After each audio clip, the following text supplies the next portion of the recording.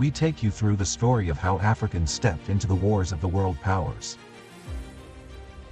The participation of African soldiers in the First and Second World Wars is a significant yet often overlooked chapter in global military history.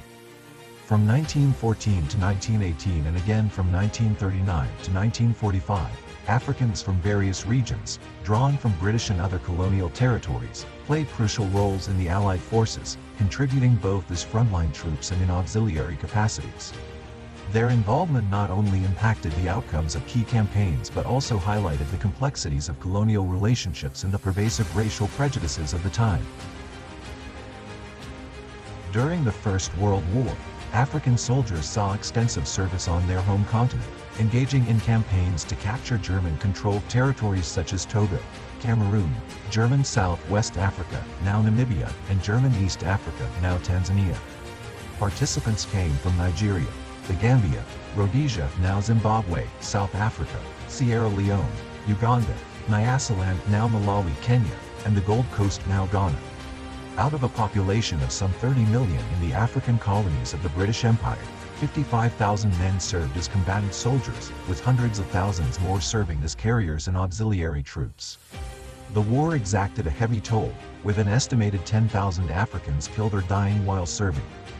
Their bravery was recognized with 166 decorations awarded for gallantry and distinguished conduct. The Second World War saw an even greater mobilization of African soldiers, with approximately 375,000 men and women from African countries serving in the Allied forces. More than 1 million African soldiers fought for colonial powers, often without fully understanding why. Survivors received little compensation, and veterans have long called for recognition of their rights. African soldiers participated in campaigns across the Middle East, North Africa, East Africa, Italy, and the Far East.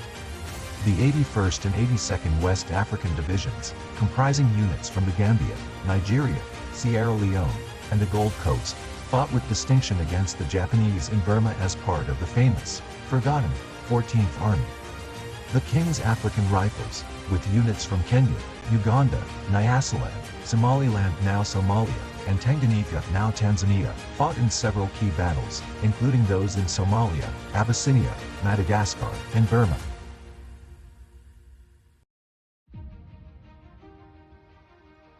European weekly newscasts of the time often spoke of volunteers, but the reality was different.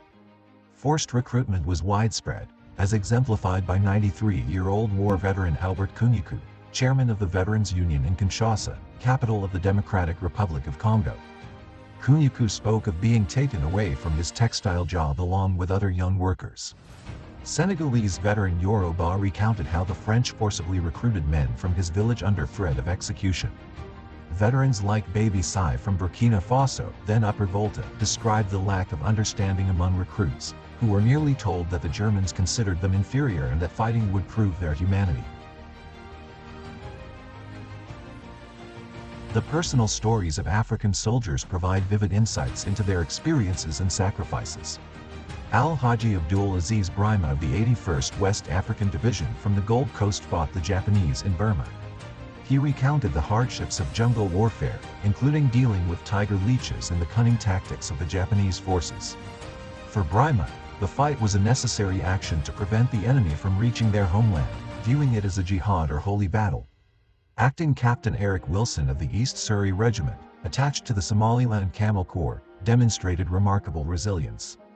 Despite being wounded and suffering from malaria, Wilson held his ground against Italian forces in British Somaliland until he was eventually overrun and captured.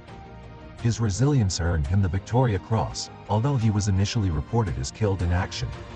Johnny Smythe from Sierra Leone joined the Royal Air Force (RAF) and survived numerous perilous missions as a navigator officer. His plane was shot down during his 28th mission, leading to his capture and internment in a German POW camp. His survival and eventual liberation by the Russians highlighted the unpredictable nature of war and the resilience of those who served. The war experiences of African soldiers often led to a heightened awareness of racial equality and contributed to the political activities back home. Senegalese writer and filmmaker Ousmane Sembène, a former colonial soldier, noted that seeing white soldiers in vulnerable conditions during the war shattered notions of European superiority. This realization played a role in many veterans joining independence movements in their countries. However, not all veterans were welcomed by these movements. Some liberation fighters criticized them for fighting for the colonial powers. Despite their contributions to the victory over fascism, many veterans today feel bitter due to the lack of recognition and adequate compensation for their service. As historian Raphael Scheck points out, the reluctance to address the African war experience reflects a broader hesitance in Europe to fully confront and compensate for the colonial past. The dismissive attitudes of the time are evident in the response of the Imperial War Graves Commission (IWGC) to calls for equal treatment of African soldiers' graves. The IWGC's principal assistant secretary, Lord Arthur Brown, opined that perhaps in 200 or 300 years, when the native population had reached a higher stage of civilization, they might appreciate the erection of headstones on their graves, reflecting the pervasive racism of the era. Despite their significant contributions, African soldiers often faced entrenched prejudices and racism. Their bravery and sacrifices remain a significant yet often overlooked chapter in the history of these global conflicts, and their experiences laid the groundwork for the eventual decolonization and independence movements that swept across Africa in the mid-20th century. If you found this story inspiring, please like, comment, subscribe to this channel. Thank you for watching.